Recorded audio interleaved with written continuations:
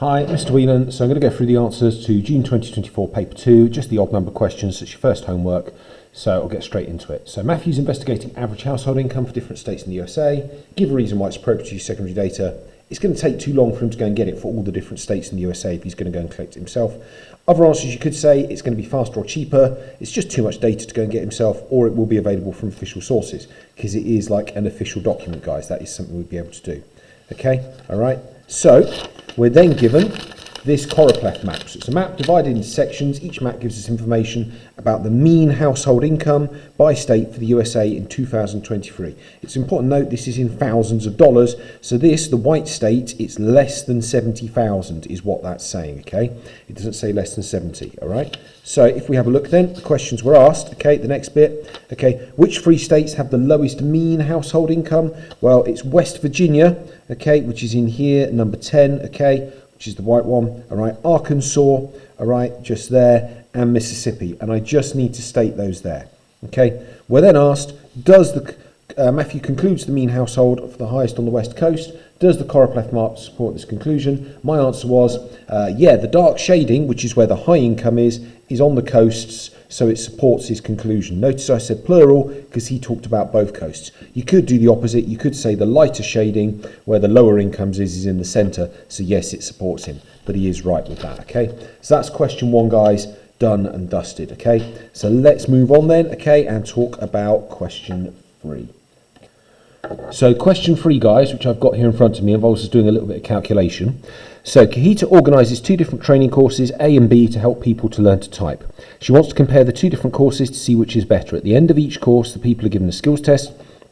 The table shows the number of participants who passed and failed. We're asked to find the relative risk of failing the skills test, having taken course A compared to course B. Now, relative risk involves comparing two probabilities. So I've got the probability of failing course A, okay, which is that bit there, which I've already worked out. It's 15 fail out of 50. And I've got the probability of failing course B, which I've already worked out, is that bit there. It's 32 out of 80, okay? So I need to work out the relative risk. Now, the order matters. It's A compared to B. So it's 15 50ths divided by 32 80ths, okay? Which in this case gives us 0.75, okay? So that is my relative risk of failing course A compared to course B, all right?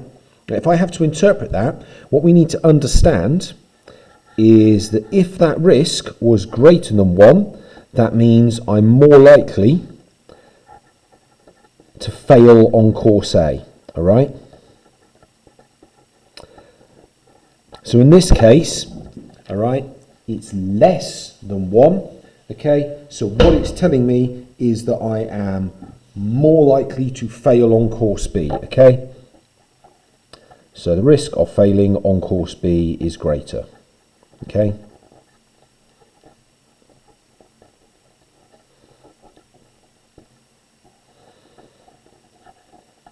All right. And it's literally because I'm dividing the risk of A by the risk of B. If that had been exactly 1, we'd know the risks are both the same. Okay. But relative risk, this divided by this is less than 1. That means this was smaller than this, so this risk was lower. Okay. It's a really easy way of comparing two probabilities dead quick. Okay. And that's the end of question 3. Let's head on into question 5.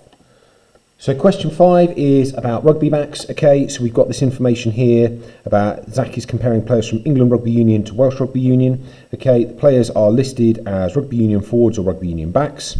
Okay, here are the weights and kilos of the England Rugby Union team players who are listed as backs.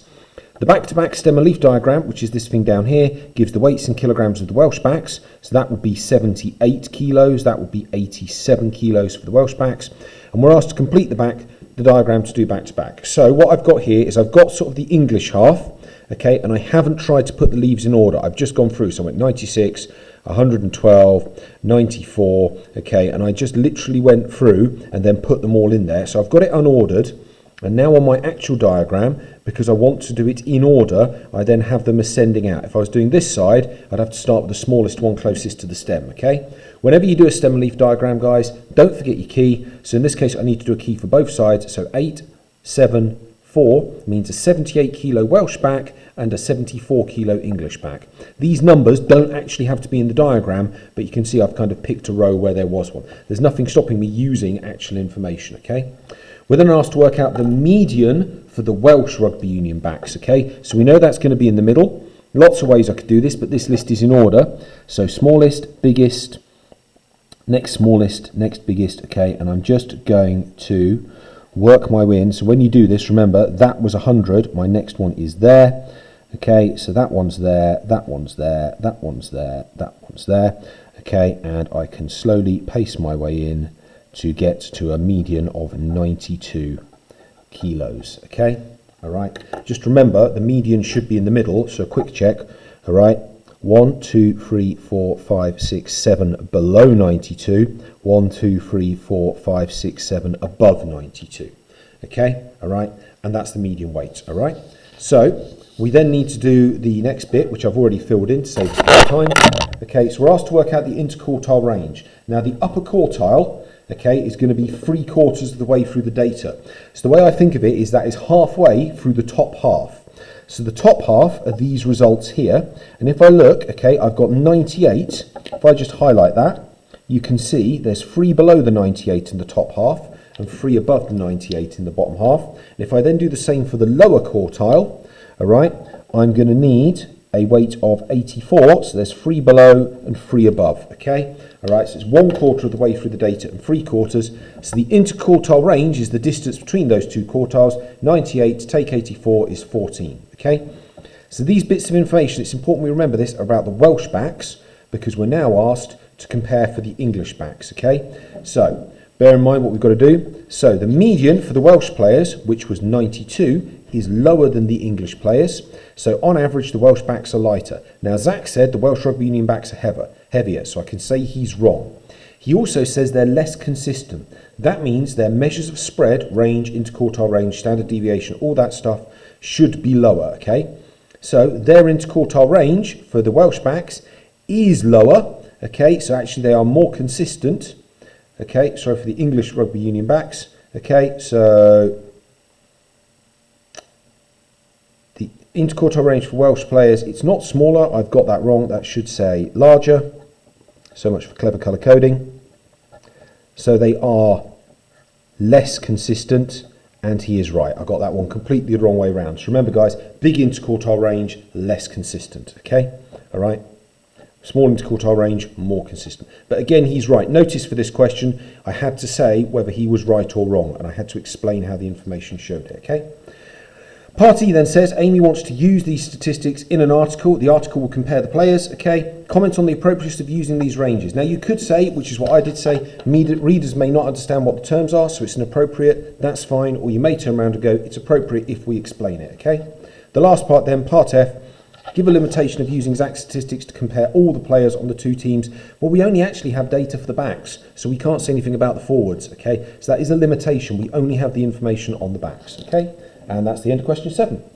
Right, so now into question 7, which I just said was ended, but it's actually only question 5, okay? So we've got this question about CPI. Now, important to remember, CPI is an index number, okay? So in the base year, okay, wherever the base is, the CPI will be equal to 100, okay? So if we're asked to look at the 108.9, what that means is that the CPI increased by 8.9%. So we can think of these as all percentages from, and this is important, the base year 2015, okay? All right, nice and easy.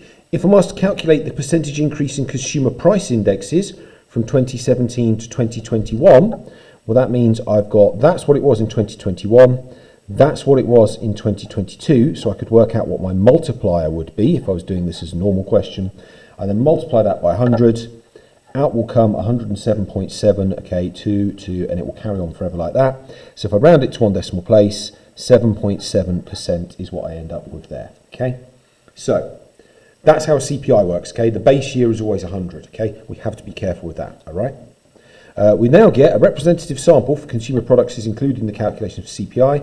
In the non-alcoholic beverages category, there are 2 classes of products included. The table gives weightings for these 2 classes and the price index for one of the classes for November 2022. Okay, so we've got a weighting of 2. This one we don't know. Okay, we are asked now to work it out. Okay, So what we have to do is think about it. Now, weighting is like an average, okay? So what that's saying is you could imagine it as being like a frequency. So it's 2 lots of that plus 7 lots of that. Now, my total weighting is 2 plus 7, and I know that the price index for all of this was 124.2. So this is saying the price index for these together was 124.2, all right?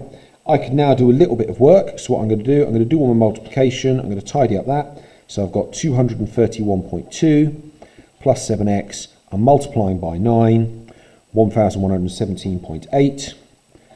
I'm just going to very carefully work through it, okay? I'm going to make sure I don't muck this up because the numbers are hideous. Okay, and it then says give your answer correct to 1 decimal place. So I've got 126, okay, 0.7 to 1 decimal place, okay? Important point, you'll be tempted to write a percentage on the end of that. Don't, it's not a percentage, it's an index number, all right? So if we now look at the rest of that question, okay, the weights in the non-alcoholic beverage category were different in 2021 and 2022. The table gives these weights. Now, the higher the weight, guys, the more important something is, okay? So in this case, we can see that went down, okay? So what we're saying is that coffee, tea, and cocoa was less important in 2022 than 2021. So if it went up, it would be more important, and you can see for mineral water, soft drinks and juices, it stayed the same.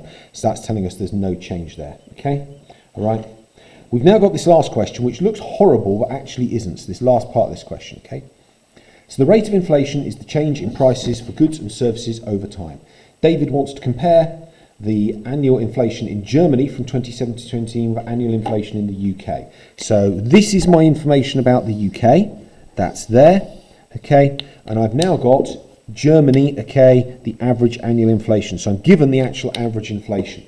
Now, this is important. It says, by calculating an appropriate geometric mean. A geometric mean is a thing of multipliers. So inflation means the prices went up. So what I'm actually doing is I'm averaging all of my multipliers. So the first thing I'm going to do is I'm going to work out what all these multipliers would be.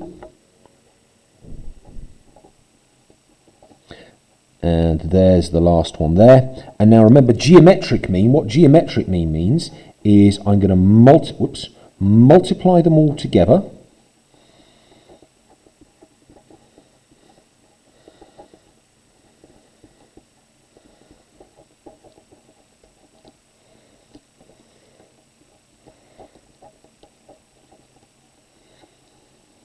And I'm then going to take the fifth root of them. Okay, so it's multiplication rather than addition and subtraction, hence why I'm taking the fifth root. I get out the answer there, 1.020182, and then it carries on forever, okay? So, all right, that means the inflation, now remember these are multipliers, that means my UK inflation was 2.02%, okay, if I round that off to 3 significant figures.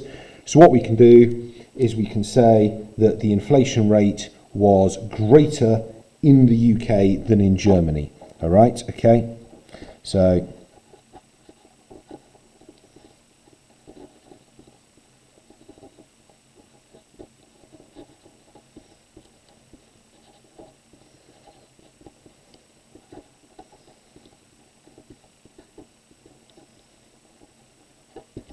and that is the end of question 7, which looks horrible, guys, but it's actually not that bad. Nothing about rates and CPI is, okay? So not a bad point, okay? We'll then head into question 9. So before we start question 9, guys, just a quick reminder, product moment correlation coefficient measures correlation, okay? It's always between -1 and 1. If it's a strong correlation, the points are close to the line. If it's a weak correlation, they're further away from the line. Now, throughout this question, X is the bone length and Y is the height in centimetres, okay? Remember, if it's close to +1, it's a strong positive correlation. If it's close to -1, it's a strong negative correlation. And the closer it is to 0, the closer it is to having no correlation at all. All right. So the question looked like this. All right. We're given this information about a method to predict the height of ancient Egyptians upon bones. So they've done all their maths, they've worked out the PMCC, which is what I just talked about, and now they've got these regression equations. So these equations are the equations of their lines of best fit. They've used a mathematical model to create them rather than working it out by hand. All right? So we're asked, which bone measurement would you recommend using to estimate the height of an ancient Egyptian? So if we look at them, tibia is the strongest correlation for both bone type in both genders, all right? So I'm saying we should use the tibia because it has the strongest correlation for both genders. I'm actually getting both marks at once there because I'm talking about the measure and both genders, okay? I've got to do it together, so to speak, all right? You've got to make sure you mention male and female because it just says the height of an ancient Egyptian. So I need to say what I'm doing and the why, all right?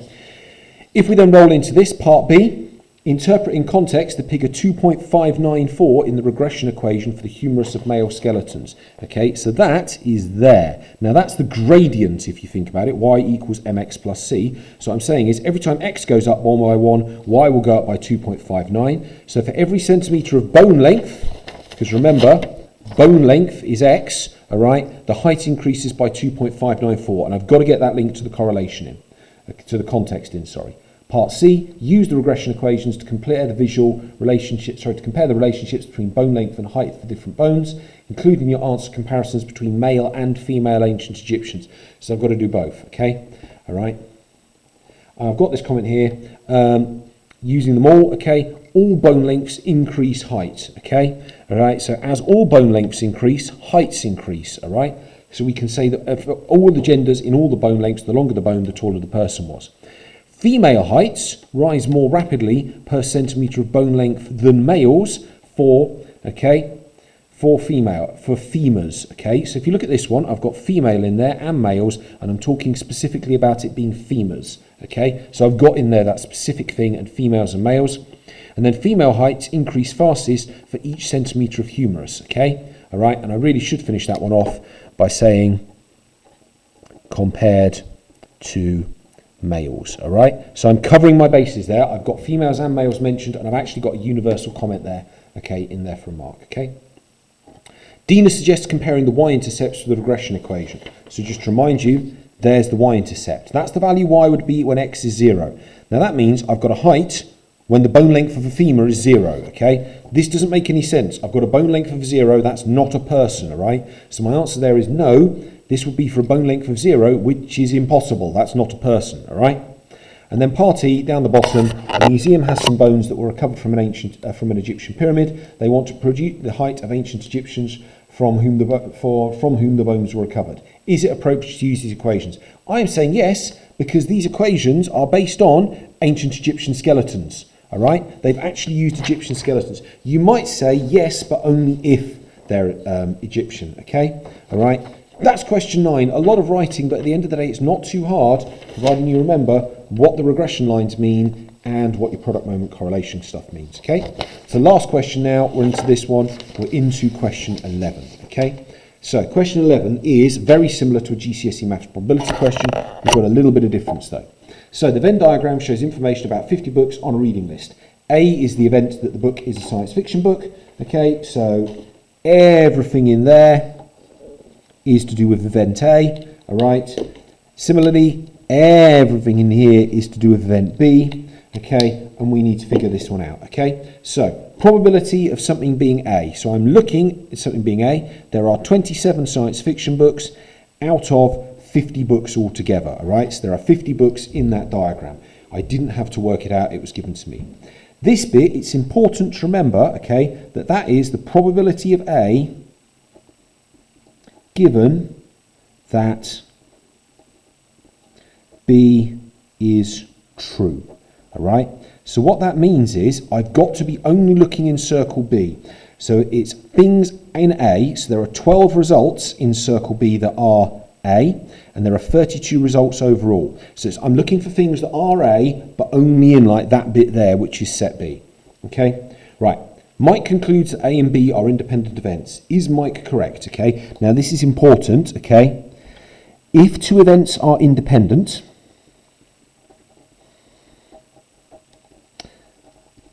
then the probability of A will be the same as the probability of A given that B is true. Because it doesn't matter whether B is true, A will have the same probability if they are independent. Okay, in this case, we can see they're not the same. If you turn them into decimals, they're not the same. So I'm literally going to say no, as the probability of A does not equal the probability of A given that B is true. All right, it's the easiest way to tell if some events are independent. The probability of it happening should be the same as the probability of it happening given that something else is going on. Okay. Two different events then, C and D, are such that I've got probability of C is 0.75, probability of D is 0.4, probability of C and D, so this symbol here, remember, that means intersection, is 0.24, and I'm asked to find this symbol here, okay? Now remember, that's intersection, that means union.